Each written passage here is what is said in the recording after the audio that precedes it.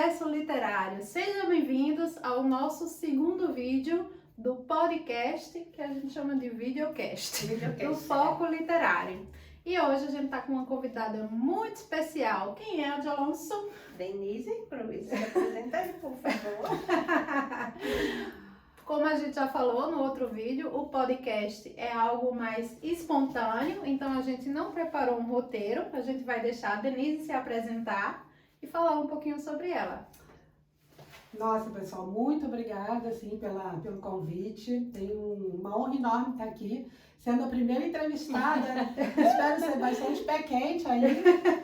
Continue seguindo aí, porque eu acho que é uma abertura fantástica que a gente está tendo aqui na Suíça, de duas escritoras maravilhosas, tentando mostrar a nossa cultura, que é muito difícil a gente trazer o Brasil para a Suíça, né?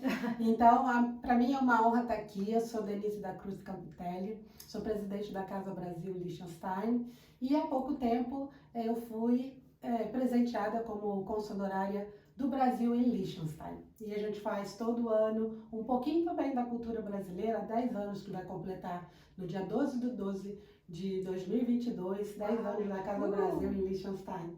Então eu convido todos vocês que a gente vai ter um evento pequeno para comemorar esse marco, né? Esse marco, 10 esse anos. início de comemorações que vai ser um jubileu, que o grande evento mesmo vai acontecer no ano que vem, onde a gente marca 10 anos de evento, né? A abertura Uau. foi uma data muito bonita, 12/12 de 2012. Que Então a gente, uma amiga minha que está do outro lado do mundo, está lá na Flórida, que falou: Denise, você tem que comemorar essa data, porque eu ia deixar para comemorar no dia do evento, no jubileu. Então eu organizei uma pequena reunião e a gente vai contar bastante para vocês no dia 10, no dia 11 e no dia 12 de dezembro. Vamos ter uma exposição em Rugel, na prefeitura de Rugel, que a gente chama de Gemeinde aqui, né? Abriu as portas para gente para fazer essa comemoração do nosso evento. Então, nossos amigos nos dão forças, então minha amiga que está nos Estados Unidos falou: não, você tem que fazer. Então estou fazendo isso aí de espontâneo, vai ser um evento pequeno, mas aí a gente vai contar. Mas eu vou contar também já um pouquinho daqui. Com certeza. Aproveitar essa visibilidade que eu sei que vocês vão ter cada vez maior. E então eu vou estar soltando algumas coisas aqui. Nós vamos fazer um evento com a imagem, a gente sempre tem um tema, né? Todo ano a gente bota um tema. Esse ano foi ressignificar. Denise, segura só um pouquinho aí. Deixa o pessoal conhecer mais a Denise. De onde você é do Brasil e o porquê surgiu a Casa Brasil? Eu sou do Rio de Janeiro, sou carioca. E sempre morei no Rio, estudei no Rio, primeiro fiz Belas Artes, e aí depois de Belas Artes foram 5 anos, acho que de Belas Artes, e depois terminei o estudo, comecei a trabalhar com arquitetura de eventos, quando eu já estava na Belas Artes, porque eu fazia decoração de interiores, arquitetura de interiores, e cenário, cenografia. E todo mundo me chamava de arquiteta, e aquilo me incomodava, né? Porque eu não sou arquiteta, eu sou designer de interiores. Mas você fazia por paixão? Não, eu fazia porque eu já estava fazendo essa faculdade, né, de design de interiores. E aí pintou um monte de trabalho para fazer stand, feiras. Isso tudo incluía a parte de arquitetura, né? Então todo mundo pensava que eu era arquiteta, e aquilo me incomodava. E aí eu cantava. E se vocês ainda não sabem, Temos microfone! eu cantava na faculdade, no coral, e a professora lá, hoje é uma regente famosa no Rio de Janeiro, a Zezé Chevitares. Ela é regente do coro acho que da Universidade Federal do Rio de Janeiro, e do Teatro Municipal também. Ela teve inclusive na abertura das Olimpíadas com o grupo dela, e ali ela estava começando. Ela era professora, ela era engenheira, e ela era professora da Universidade de Arquitetura. E eu ia sempre nesse coral, eu tinha um namoradinho arquiteto, e aí eu frequentava muito a arquitetura. Aí eu falei para ela, isso me incomodava muito, porque toda hora que eu chegava no trabalho, eu fazendo alguma coisa, e as pessoas me chamavam de arquiteta. E eu ter que negar isso era uma coisa muito chata. Ela falou: então você não faz arquitetura?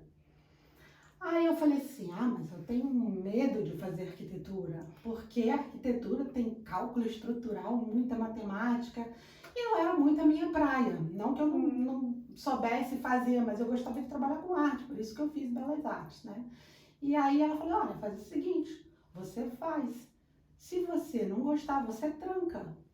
Aí aquilo caiu no meu ombro assim, porque parece incrível, né? Certas coisas que as pessoas dizem pra você é a solução para sua vida inteira. Porque como uma pessoa, com essas palavras, mudou minha vida.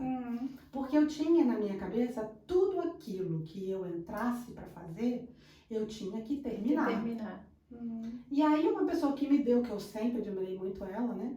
Eu falei, me deu o aval que eu poderia não fazer se eu não gostasse. Aí aquilo... Não foi um peso, né? Não foi um peso. Aí eu falei, gente, eu entro, não gosto, tem que terminar. Isso era, na minha cabeça, era tudo, tinha que terminar. Eu falei, então eu vou fazer. Aí eu fiz essa prova de uma maneira super... Tem uma história muito louca, não sei se vocês querem que eu conte assim. Fica à vontade. É uma história muito louca, essa história de eu acabei de fazer a minha colação de grau no 6º andar da universidade, tudo na Universidade Federal do Rio de Janeiro, um prédio bem alto, fica no fundão. A Belas Artes e a Arquitetura fazem parte do mesmo prédio. E aí, a inscrição para fazer a prova era no mesmo dia... Isso vestibular? Isso, o vestibular eu fiz só para Belas Artes. Aí passei. Quando você está na universidade, você não precisa fazer vestibular de novo. Okay. Você só tem que fazer uma prova, no caso a gente era de humanas, eu só tinha que fazer uma prova de habilidade específica. Ok. E aí uma redação e uma prova de habilidade específica. E aí tinha essa prova no dia X lá, mas eu tinha que apresentar a minha colação de grau para poder fazer essa prova X. E era no mesmo dia. Aí eu cheguei, fui na secretaria, eu falei assim, olha, eu tenho que colar grau porque hoje eu tenho que descer, porque eu tenho que fazer a prova. E naquele dia eu tinha que viajar com o meu namorado junto com a turma de arquitetura toda, lá para... Já era arquiteta e nem sabia. Porque eu vivia muito nesse grupinho, né, de arquitetura. Então eles tinham encontros de arquiteto, foi acho que em Manaus, que a gente foi o primeiro encontro de arquitetura que eu fui junto com ele. E era muito legal, a gente viajou de ônibus do Rio de Janeiro, 4 dias viajando de ônibus até Manaus. E aí eu não queria perder esse encontro, porque era muito rico você conhecer os outros estudantes do outro estado, a gente dormia... É o que a gente chama hoje de network, né? Exatamente, a gente dormia um bando de estudante duro, né? Mas a gente dormia no chão da universidade, levava os colchonetes, a universidade... Vida de estudante. E é a melhor fase da vida, Nossa, né? maravilhoso. Aí a universidade fornecia lá o espaço pra gente dormir, a gente pegava uma sala, todo mundo dormia junto, e depois tinha as festinhas, depois tinha os congressos, tinha uma série de coisas interessantes. Eu falei, gente, eu tenho que colar grau, descer o andar, fazer a prova, pegar a mala e ir... E para não aeroporto, né, mas para o ônibus lá que a gente Rodoviária. Para rodoviária, né?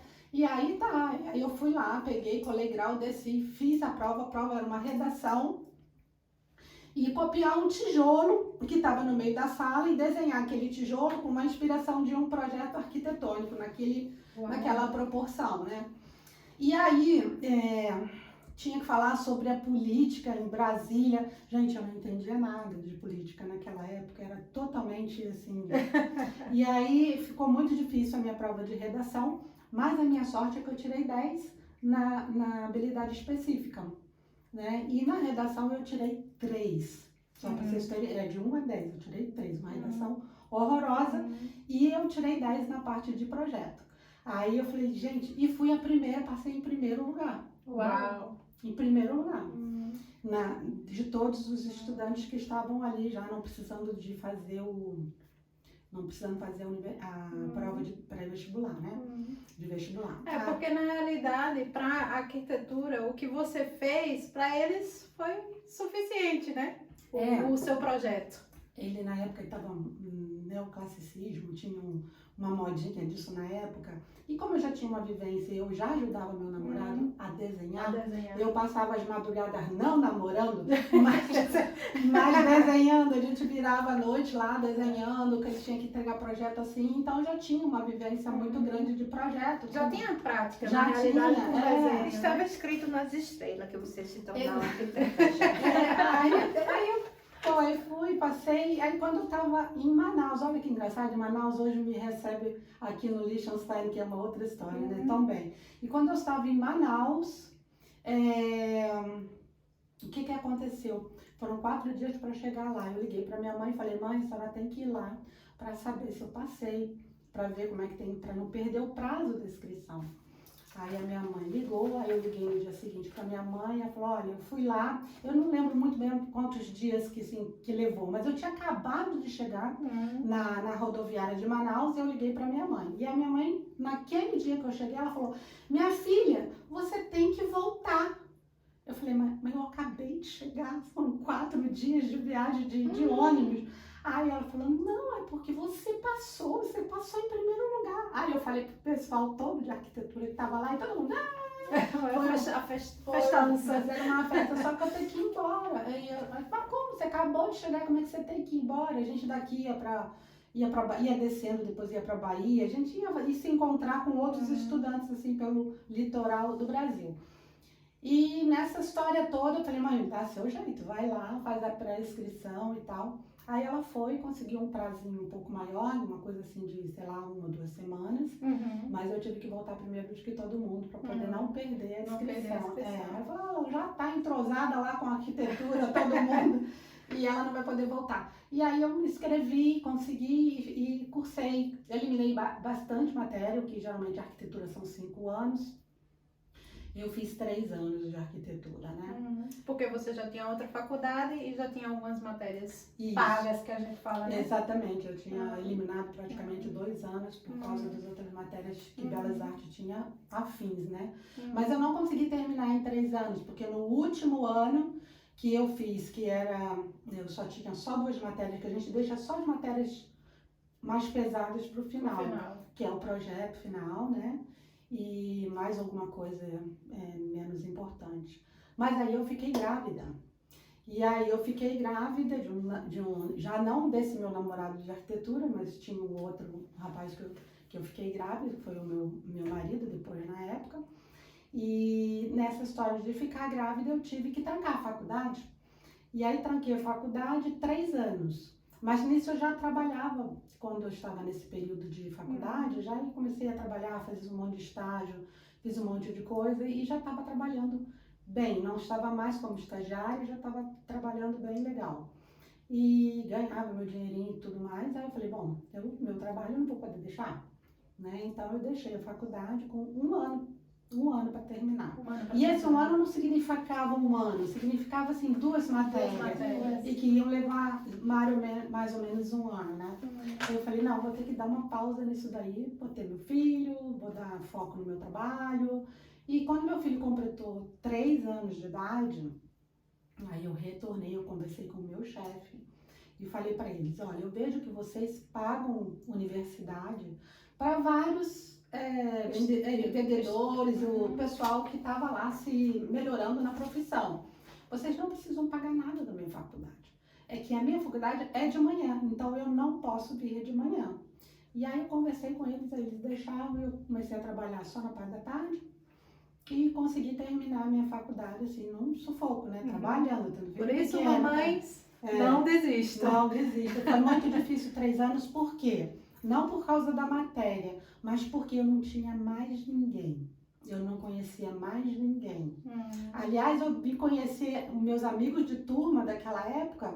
Agora, tem amigas que estão na Alemanha, que eu conheci no Facebook, pessoas que eu encontrei. Porque eu chegava na sala de aula e não tinha contato com ninguém. Porque todo mundo já fazia aquele grupinho, porque veio desde o primeiro semestre. E aí eu era alienígena ali no meio, né? E aí, assim, gente, quem é mais velha, né? né, na idade mais velha e não tá coligado com aquele grupo. Então isso foi muito difícil para mim, porque quando você tem um amigo na classe, se você não vai um dia, ele te dá a matéria, ele te telefona, ele te liga, e aí eu fui obrigada a fazer o meu projeto sozinha também. Geralmente quando você faz o último projeto, você trabalha com várias outras pessoas, né? E aí eu fiz o meu projeto sozinho, foi bom, mas foi muito difícil, eu consegui terminar, e quando eu terminei, aí sim, eu falei, não, agora eu quero festa. Agora eu quero festa. Mesmo não conhecendo ninguém, eu falei, não, eu vou entrar nesse rabo aí que o pessoal tá programando. Aí teve palco, teve música, teve beca. E eu chamei minha família, mas meio que eu tirei foto com um monte de gente que eu não conhecia ninguém, né? Mas que eu aparecia só naquele período, só naquelas aulas que realmente Que eram necessárias. aparecer, mas tem minha foto. Aí no outro dia encontrei amigas no Facebook, que hoje são minhas amigas no Facebook, postando. Aí eu falei, olha eu aqui. Aí eu falei, você conhece? Você fez isso comigo? Aí essas coisas assim estranhas, né? E aí terminei e segui nesse ramo de arquitetura de eventos, né? Trabalhei numa grande empresa de eventos. E que depois eu pedi demissão, porque eu queria trabalhar com mais cenografia. Eu trabalhava em montagens de estrutura metálica para grandes eventos, mas eu queria trabalhar na parte de fora da estrutura metálica, não naquela engenharia. Eu queria fazer arte, eu queria trabalhar com a arquitetura de eventos. E aí finalmente consegui trabalhar na empresa que eu queria, que hoje é uma das maiores empresas de eventos no Brasil, que fez as Olimpíadas no Brasil, né? E eu fui assim honrada de ser chamada, inclusive pela secretária do NUSMA, do Comitê Olímpico Brasileiro, antes do meu chefe saber, falou assim, eu quero a Denise lá. E aí eu fui para Sydney fazer as Olimpíadas. Fez seu nome. Então você nasceu já amando a arte, né? Sim, e aí eu fui para lá fazer Casa Brasil. E o nome da Casa Brasil, que aí a gente volta no Liechtenstein, nessa Casa Brasil que eu fiz lá, fui responsável pelo projeto, organização, contratação das pessoas lá no local, e fiquei lá um mês montando essa grande estrutura, mais de 1.000 metros quadrados, e onde tinha ali o Brasil de cabo a rabo. Tinham vários estandes de norte, nordeste, do sul, e cada um levava um pouco de alguma coisa do seu estado, e ali eu tinha que organizar todo aquele evento ali acontecendo. Aí tinha um palco onde acontecia cada noite uma apresentação de um estado, e aquilo marcou muito, né? Foi a primeira Olimpíada que eu fui na minha vida, além de participar ativamente e construir todo de trabalhar participando dessa Olimpíada. Eu também depois... A mão na massa mesmo. A mão na massa, e depois eu fui assistir. Aí eu ganhei o ingresso, né? E fui assistir com o meu chefe a primeira Olimpíada, junto com a secretária que estava junto comigo. Foi maravilhoso, foi um evento maravilhoso. E esse nome, quando eu fui para o Liechtenstein, eu coloquei esse nome Casa Brasil porque o que ficou na minha cabeça é que debaixo daquela tenda a gente tinha que mostrar o Brasil todo. Não é só o Rio de Janeiro, como o pessoal costuma, Rio de Janeiro, porque é a capital, é a capital visual do Brasil, né? Não, aí então eu acho assim, montar uma coisa aqui no exterior, eu não tenho que me resumir a trabalhar só com a cultura do Rio de Janeiro.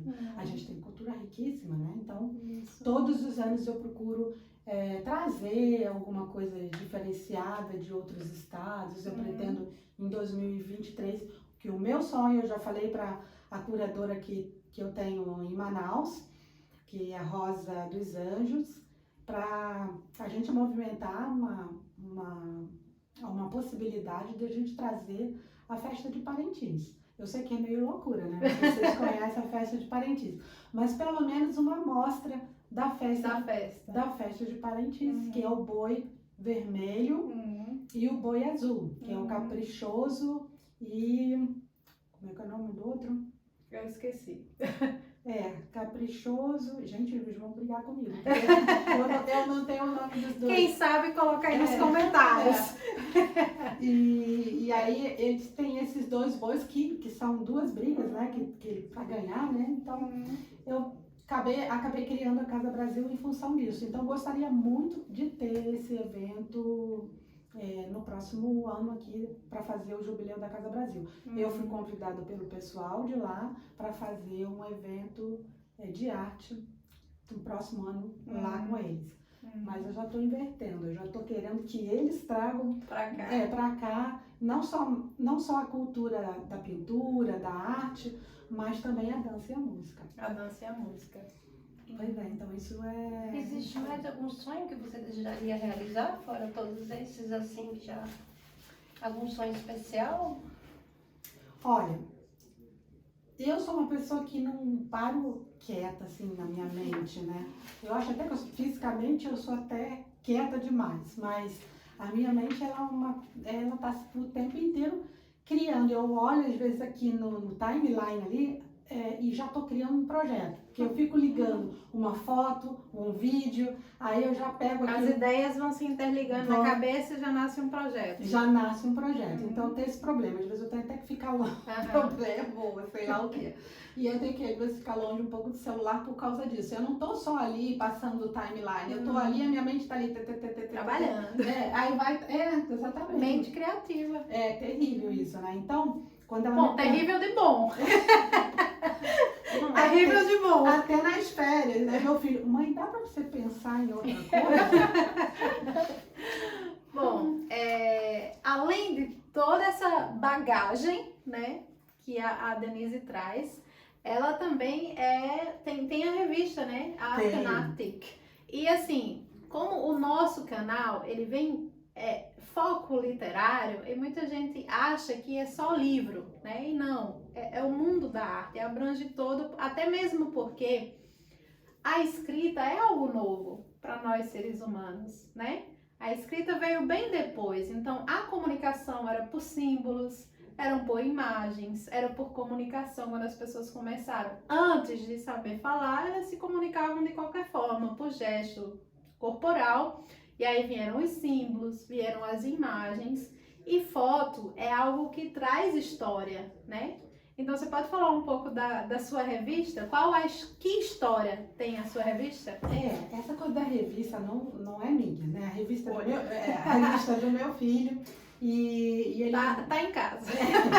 E ele começou a fazer a revista, mas depois ele entrou na universidade e deixou de lado. Mas como eu vejo que é uma coisa, a literatura é uma coisa que também eu sou apaixonada, né? Porque são todas as artes, teatro, a literatura, artes visuais, são todas as coisas que realmente eu acho que nos traz um crescimento, não vou falar só intelectual, né? É um crescimento inexplicável. Se falar intelectual é pouco. É verdade. Né? Então, Resumindo, né? Resumindo. A gente, sabe, quando transborda muita coisa quando a gente começa a descobrir a literatura, quando a gente vai a um teatro, quando a gente escuta uma música. Então, borbulha várias coisas dentro da gente para um crescimento se expandir dentro da gente, né? Então, eu não sei qual seria o nome exatamente que eu poderia dar de como é importante as artes em todo o seu espectro, né? Então, quando eu vi essa importância da revista que ele estava colocando, através das fotos, através de pessoas assim importantes falando sobre a arte, que eu me delicio também na observação de quem conhece arte, né? Eu falei, gente, que coisa maravilhosa. Às vezes a gente sente tudo aquilo, mas não sabe se expressar do que está se sentindo, não sabe escrever daquele jeito, né? Então, esse dom eu não tenho, mas eu acredito que tudo a gente também pode exercitar. Então, a gente pode melhorar. Mas tem gente que já nasce com aquele dom ali, né? Mas não quer dizer que você também não possa vir a fazer. Isso mesmo. Que é uma coisa que você tem que exercitar e focar para se melhorar, né? E que, na verdade, eu acho que cada um tem um especial dentro da gente, né? Cada um dom especial, né? Um mais que o outro, mas a gente tem o nosso, né? E eu acho que essa motivação de querer escrever, eu acho que aí é que é a grande diferença, né? Porque aí a pessoa está motivada, ela abre mais a cabeça, consegue aprender mais e conseguir mais coisas do que o outro que não é tão motivado daquele sabor e aquele amor pela literatura. Eu gosto muito. E aí eu falei, gente, isso não pode terminar aqui assim. E aí eu comecei a tomar a direção da revista né, e fazer o conteúdo, e ele é a pessoa responsável pela gráfica toda da revista. A gente tem um grupo no Brasil que faz toda essa parte também da gráfica, e onde ele comanda, né, essa parte da gráfica. A capa sempre é dele, a arte da capa é sempre ele que faz, e ele procura dar um sentido também, sempre um tema, e que a gente vai ter em 2023. Bom, você vê que essa coisa da arte é familiar. É. Existe mais alguém na família? De onde veio essa inspiração de fazer belas artes? De quando começou? Eu, quando era criança, a minha tia, ela era professora de piano em Santa Teresa. E as minhas férias sempre era quando era ficar lá. Mas eu nunca, ela sempre quis me ensinar a tocar piano. Eu aprendi as notas, mas para mim era uma coisa muito difícil. Eu só tocava a mão direita. E tocar a mão esquerda com a mão direita era uma sincronização que não era para minha cabeça. Aí ela conseguiu ensinar a minha irmã, tem duas irmãs, tem uma que toca piano maravilhosamente bem e a outra toca acordeon. Ela também, a minha tia era professora de acordeon. E eu acabei aprendendo a tocar violão sozinha. A sincronidade da mão direita e esquerda no violão para mim é beleza, é tranquilo. Era mais fácil. Sim, mais fácil. E aí eu consegui até entrar numa aulinha assim, mas depois eu desenvolvi sozinha. Mas essa coisa da arte, eu acho que veio ali da minha tia mesmo, né? Mas você já conseguiu compor alguma coisa, um poema, alguma coisa que você vê? Eu sei que você gosta de fotos, de montanha, você consegue na sua cabeça fazer composição ou mesmo um texto sobre aquilo? Desde pequena eu desenhava, desde pequena. E aí, todo mundo, quando é criança, né, família sempre pode ser o pior rabisco, porque a família é linda, eu vou botar, né? Motivação total. Motivação, e eu gostava muito de pintar, e eu tinha essa motivação muito grande dentro da minha família, e eu gostava de ser elogiada, né? Toda criança, por isso que eu falo, elogiem as crianças, elogiem, que é muito, aquilo a gente... Criança vive para elogio mesmo, né? Quando faz uma arte, um desenho, nesse sentido, aí a criança vai lá, olha meu desenho. Aí o que acontece? Quando um adulto dá valor àquilo ali, aquilo você já quer mostrar o segundo desenho melhor. Aí você quer fazer o seu segundo melhor. E aí quando eu fui para a escola, acho que foi o ginásio, se eu não me engano, teve um concurso nessa escola, foi aí que me deu o estalo. Mas eu era pequena ainda, era ginásio, mas não era uma pessoa muito adulta, eu me lembro disso. E aí teve um concurso que o Kobe, que é um estado no Japão, fez, que era para desenhar o carnaval. E aí eu estudei minha vida inteira em escola pública, hein? Deixe bem claro isso aqui. E aí era uma escola pública, no subúrbio, que eu morava no subúrbio do Rio de Janeiro. Só para ressaltar aqui o que a Denise está falando, eu também estudei em escola pública e acredito assim que na sua época, na minha época, as escolas públicas eram muito boas, porque eu não cheguei, não fui tão além, mas assim, as pessoas que estudaram comigo, elas saíam da escola pública, prestavam vestibular, já entravam na... Tinha um embasamento legal. Tinha. Apesar da Uma minha estrutura muito boa.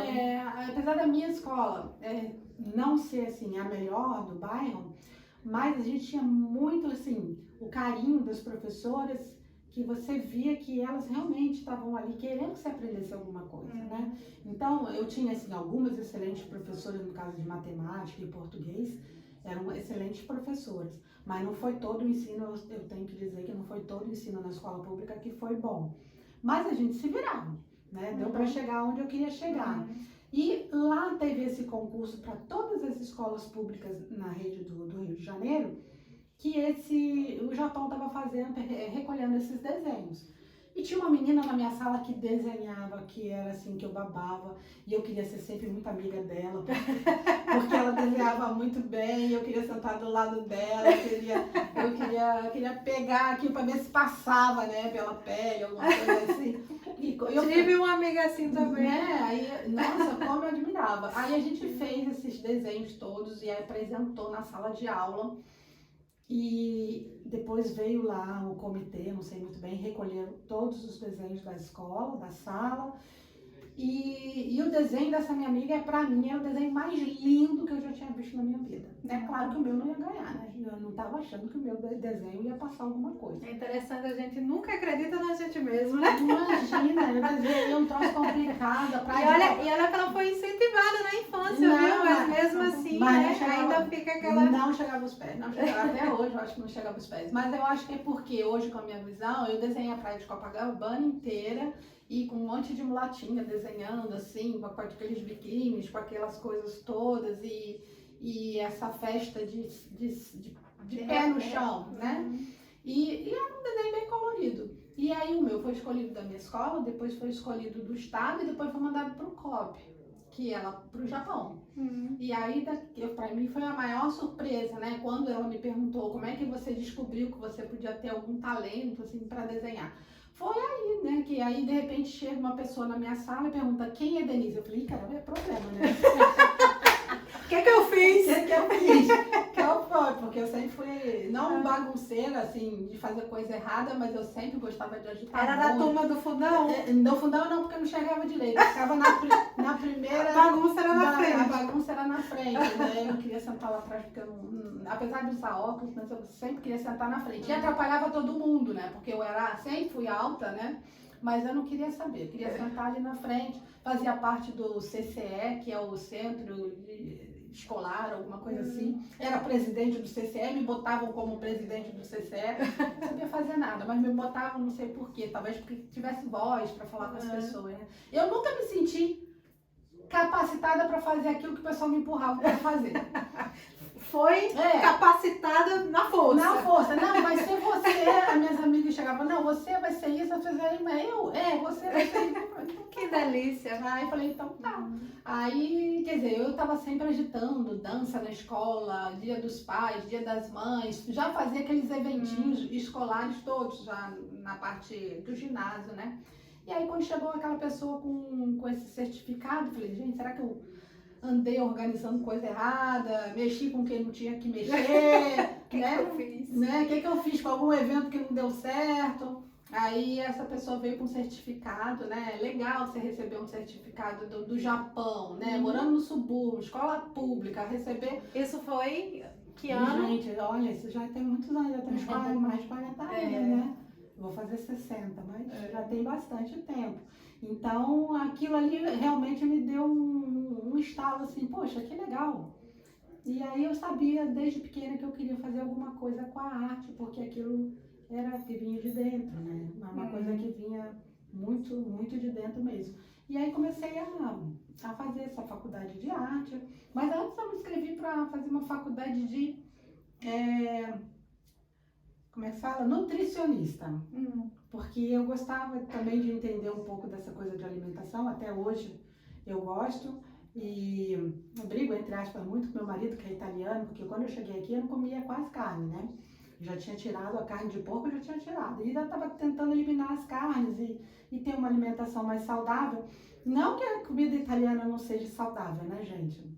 Mas eu ganhei 13 quilos, né? Comendo aquelas comidas maravilhosas do prosciutto cru. E haja aperitivo antes da comida, né? Primeiro, segundo, terceiro, menina. Eu brincava com as minhas amigas no Brasil. Olha, o Fred tá me torturando aqui. Eu falei, mas gente, mas o que que é? Me obrigando a comer um monte de coisa que eu já não comia mais. E foi maravilhoso, né? Também conhecer a cultura da Itália, aprender a comer, né? Que eu nessa vida sempre comi muito sanduíche, né? De escola, faculdade, corre daqui, corre de lá, então não é que eu tinha uma alimentação muito saudável, não. Mas ainda bem que eu passei na primeira prova para fazer essa faculdade como eu falei, de alimentação, né? E aí, quando teve a segunda prova que eu tinha que fazer, eu esqueci.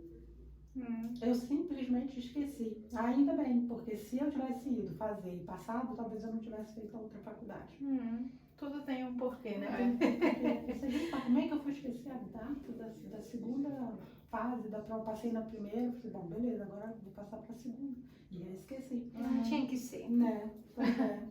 Denise, e qual o tipo de literatura que você gosta? Eu adoro ler biografia, gosto muito. Tamo junto. Não, a gente aprende muito com biografia.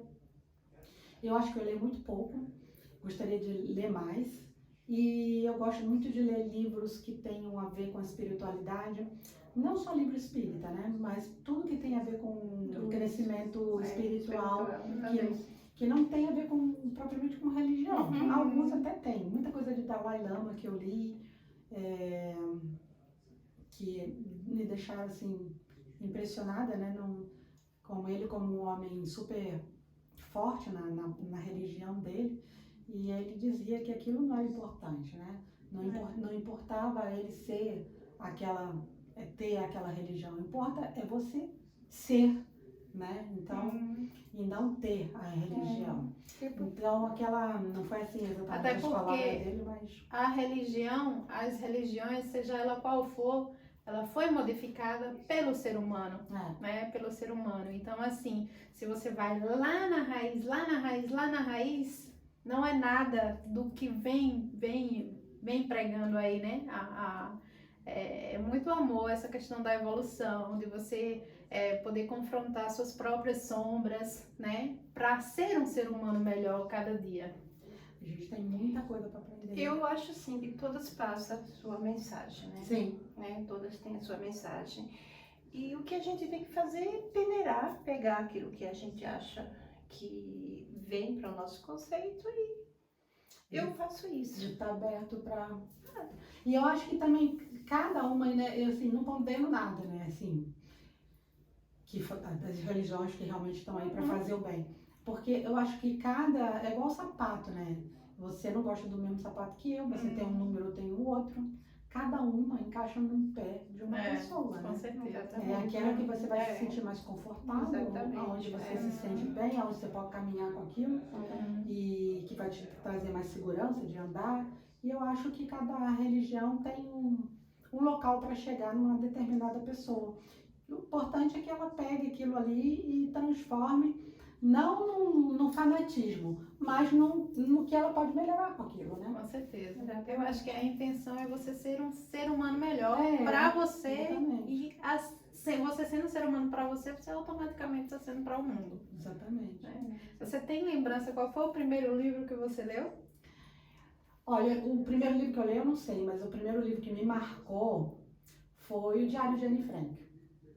Foi o primeiro livro que eu fiquei chocada, assim, com a literatura dessa menina, assim. Isso eu lembro bastante bem de quando eu era muito jovem e eu peguei esse livro para ler e fiquei achando que todo mundo tinha que ler, né? Dei pro meu namoradinho na época, dei pra minha irmã ler, achei que todo, sabe aquela coisa, uma coisa que te toca, que você, não, você tem que ler esse livro. Mas foi assim, foi algo automático, ou você teve que fazer um trabalho da escola, ou você disse, não, eu vou começar uma leitura e comprou Não foi trabalho de escola, também não lembro se foi automático, eu não sei como é que esse livro chegou na minha mão. Só sabe que leu. Eu sei que li quando eu era bem jovem e que me impressionou demais.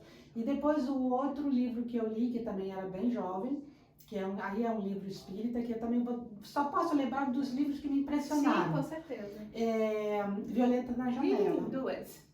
Esse foi meu segundo livro que eu li. Esse Violeta na Janela foi um livro que a minha irmã me deu, né, uma dedicatória maravilhosa, e eu fiquei muito impressionada também com o livro. Nossa, tanto o lado ruim das coisas, né, e tanto o lado magnífico que você pode... Nossa, uma viagem, né? Uma viagem livro, lá no fundo do poço, que você fica arrepiada com medo. Eu achei assim, esse livro, você deseja ser boa.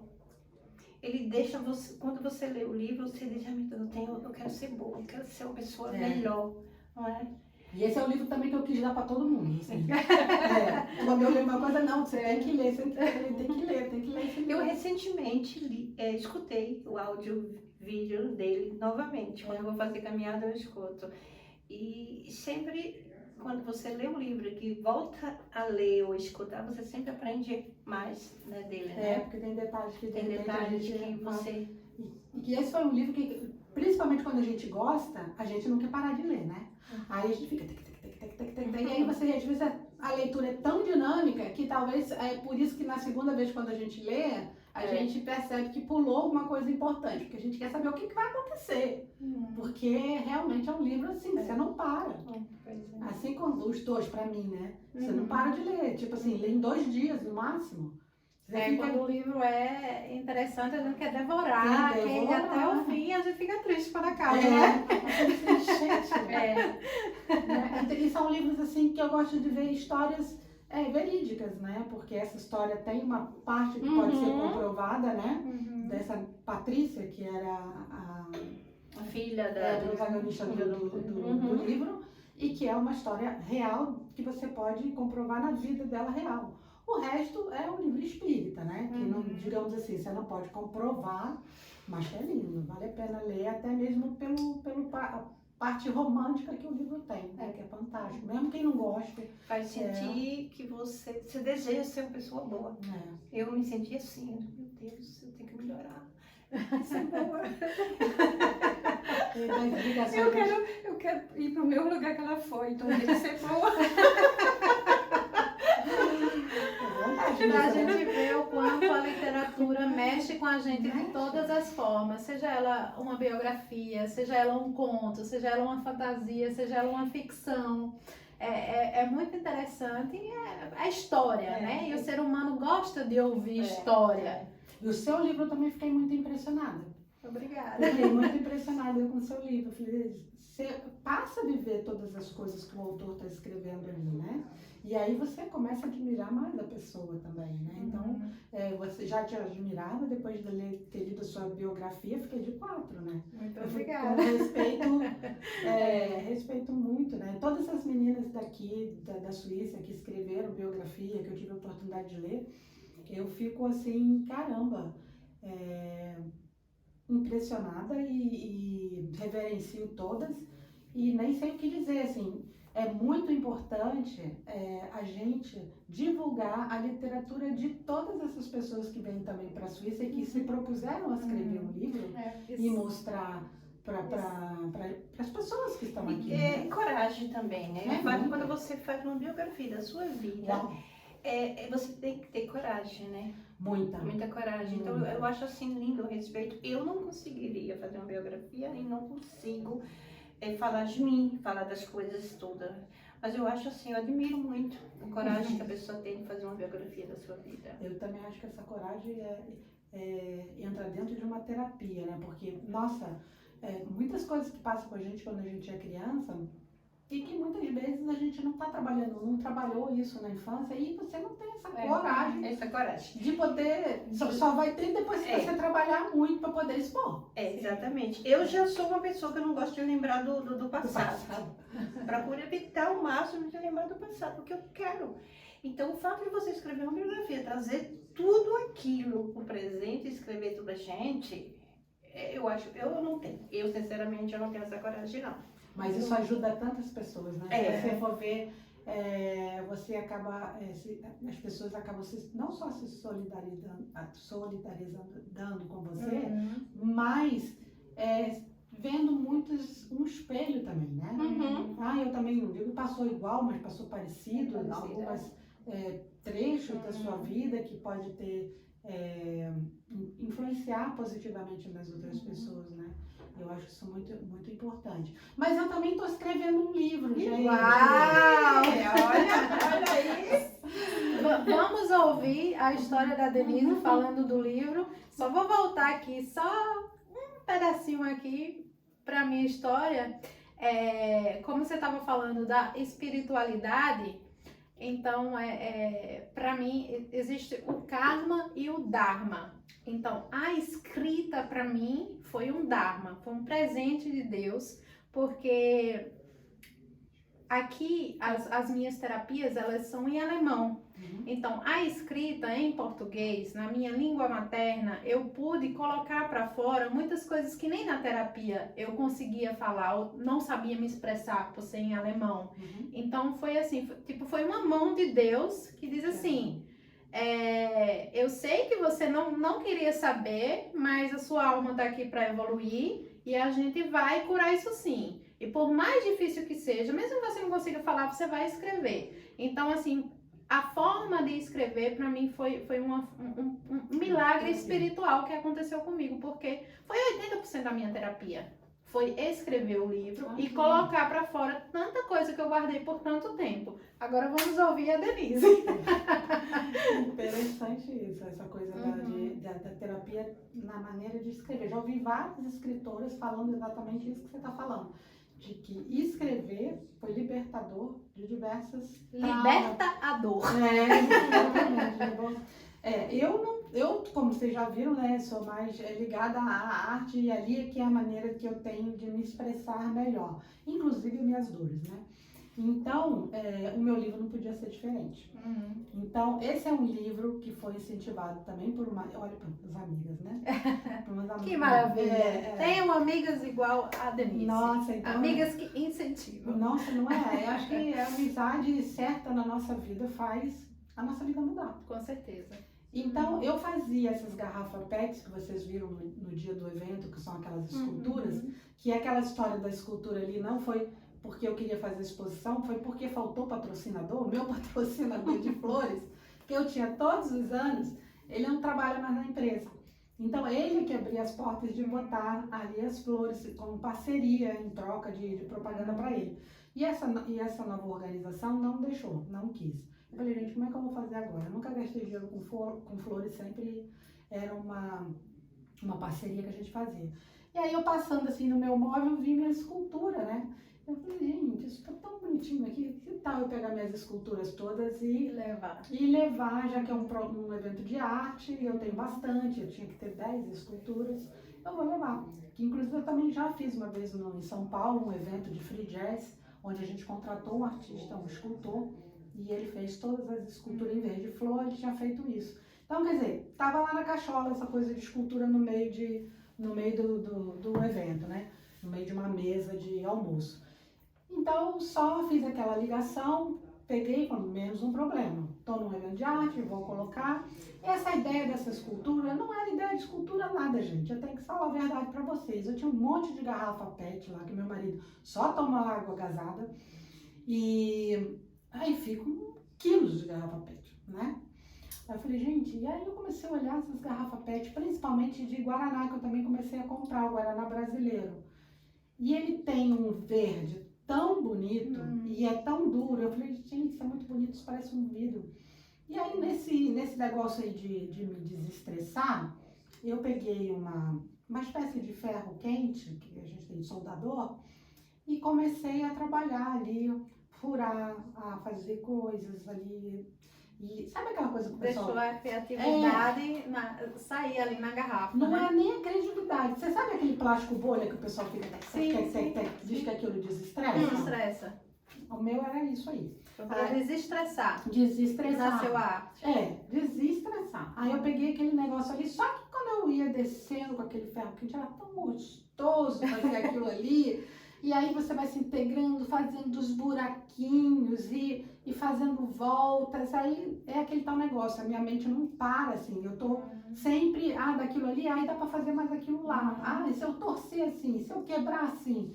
E aí aquilo desestressa porque a sua mente já começa a ficar ligada em outra coisa. Não tá mais ligada em nenhum problema, não tá mais Tá ligada... totalmente no aqui e no agora, né? Porque você já tá ali desenvolvendo os projetos que você nem imaginava que ia ter, né? Daí quando você vê, que delícia, né? Aí fui fazendo. Aí meu marido, nossa, que lindo, meu marido é muito crítico, tá, gente? Ele não é igual a minha família, que lindo, né? Tudo. É sincero. É muito sincero mesmo, e eu gosto muito disso. E aí ele falou, não, isso tá muito bonito, que aí tu acredita. Porque ele nunca vai chegar pra você e vai falar que tá bonito quando não tá. Ele é sincero mesmo. E às vezes até se dá mal lá no Brasil, porque nós brasileiros não estamos acostumados a receber a crítica nua e crua. Né? Não estamos, né? Então cria um certo probleminha com a família quando ele chega lá. Aí ele gostou da comida? Não. Eu falei, meu filho, você precisa ser sincero, você fala que tá bom. Aí ele, mas não tá. Mas não tá. Eu falei, não, gente, então Não, ele comigo, ele é assim, e pra mim não tem problema, porque eu gosto disso. Então, as pessoas só combinam com você com aquilo que você também precisa. Precisa, exato. E aí ele começou a falar, pô, esse troço aí tá bonito, e ele também, ele pinta, ele desenha, ele também tem um lado artístico muito forte. Meu filho também gostou muito, que meu filho é outro sincerão também comigo, né? Com os outros ele é mais educado, é menos... Mais educado. É menos Alfredo, porque o Alfredo fala mesmo o que ele sente, não pensa que se a outro vai ofender ou não, ele é italiano, né, gente? O italiano tem muito disso. E eu acho que o alemão também é um pouco assim, né? O suíço também. O suíço também. Ele é muito de falar. Eu acho que é por isso que existe muito esse confronto, porque assim, nós brasileiros temos essa cultura que talvez a gente já traz de outras gerações, cultural mesmo. E mesmo que a gente não goste, a gente sorri e diz que tá bonito, E que né? a gente diz que é o educado, né? Que é educado. Por educação, né? A gente acaba não sendo verdadeiro. Exatamente. Sim, mas às vezes... Depende como fala Mas também, às né? vezes eu acho assim que é indelicado você fazer outra pessoa sofrer Também acho. quando você é sincero demais, tá? também Eu acho assim que às vezes é necessário você, não é que você está mentindo, é mentir, dizer uma coisa naquele momento, mas para não machucar. Porque Eu também acho. eu acho Eu concordo plenamente sabe, com você. tem pessoas que, eu sou sincera, e diretamente fala, gente, por favor. Não, agora a gente não tá confundindo grosseria. Pessoas que são grosseiras. Não, mas mesmo assim, a sinceridade demais às vezes machuca. Por exemplo, você tá fazendo uma comida que a pessoa deu um esforço danado pra fazer a comida, aí depois eu falo, você gostou? Não gostei. Isso dói. É indelicado. Né? Aí não gostei. Mas fala que é gostoso, não fala, é interessante, sei lá, usa outra palavra. Exatamente. Mas não sabe. Eu uso sempre isso quando eu quero elogiar uma pessoa. E eu acho que na pessoa tem alguma coisa, você não precisa mentir. Não, é. Mas assim, um lenço, um batom, um A cabelo. salada tava boa, né? O vinho é bom. A mesa estava, a decoração estava Me linda. impressionou o seu trabalho todo pra cozinhar. Buscar sempre alguma coisa que possa. Eu também acho. Então, mas o italiano não tem essa coisa não. Ainda mais com Não comida. tem esse filtro, né? Não tem. Ainda mais com comida. Vai na Itália e eles são muito francos, assim, eles cozinham muito bem, né? E aí é difícil, né? É difícil Então, pra eles terem essa Deixa coisa. eu ver aqui, o seu livro tem desenho. O meu livro é o seguinte, quando eu comecei a fazer isso, ele gostou, meu filho gostou, aí uma amiga de Bruxelas chegou e falou assim, olha, Denise, vamos fazer uma exposição com isso. Eu falei, que exposição? Você tá doido? Um troço que eu fiz sentada no chão, furando pra... Não, isso é muito bonito. Ela viu, ela adorou, achou, ela amou o negócio. Ela ia fazer um evento que pegava vários países do mundo inteiro para celebrar 1989. E era uma data muito importante para ela, e a queda do muro de Berlim. E aí o motivo era esse. E aí cada pessoa era responsável pelo seu evento e que ia fazer uma coligação, coisa muito bacana que ela fez lá. Mas cada um ia ser responsável pelo seu evento. Eu falei, mas quem vai querer olhar minhas esculturas, esse negócio aí que eu fiz, não pensando em nada? Ah, Denise, vai aí. Aí eu fui no Centro Cultural, que é meio um museu aqui no meu bairro, e falei para essa pessoa que eu precisava só de um dia, que era aquele dia que ia ser tudo acontecer. Aí ela falou assim, olha, mas eu tenho que ver, para ver se... Porque eles não aprovam qualquer coisa, né? Eles têm que ver as coisas. Aí eu mostrei para ela, né? Mas ela enlouqueceu, mas ela adorou a escultura. Aí eu falei, não, eu vou te dar esse trabalho, eu vou te dar esse espaço. Ela arrumou lá os suportes para eu colocar a escultura. E ficou lá, acho que 2 dias, se eu não me engano, lá, a escultura. E depois o feedback que ela me deu foi fantástico. As pessoas foram, gostaram, pensavam que era vidro, né? Porque essa garrafa PET do Guaraná, ela é muito transparente e tem um verde muito bonito. Aí o pessoal gostou bastante. E aí eu comecei a perceber, meu filho levou para a escola, eu falei, faz umas fotos disso para mim na escola, porque lá tem um estúdio de fotografia. Aí ele fez, aí a professora da escola dele falou para eu ir lá, dar uma aula de como fazer aquilo. Eu falei, como é que eu vou dar aula de um negócio desse? Né, não... Aí, eu não sou muito assim, não é que eu estou desvalorizando, mas é que eu não fiz com intuito para nada disso, entendeu? E nem tenho essa vontade de... Até poderia ir lá fazer um workshop com prazer, para ajudar mesmo, para mostrar, mas nada que eu tenho... Eu não me vejo, assim, nesse mundo artístico dessa maneira.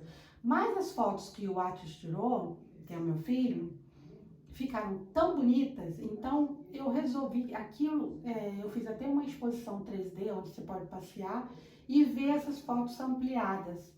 E eu acho que as fotos são muito melhores do que a própria escultura, porque você perde a noção da dimensão, porque quando você olha, muita gente não vê que aquilo é garrafa. Se você explicando, depois você vai ver, porque tem um bocal. Mas quando você tira a foto, você não vai ter mais essa referência de proporção, de tamanho. É arte. Aí você vê aquela estouradona, aquela foto bem grande, e aí você vê aquela transparência, você vê aqueles desenhos todos, e aí eu fiquei encantada. Aí eu fiquei, caraca, isso aqui é muito bonito. Isso dá para virar um livro. Isso dá para virar um livro.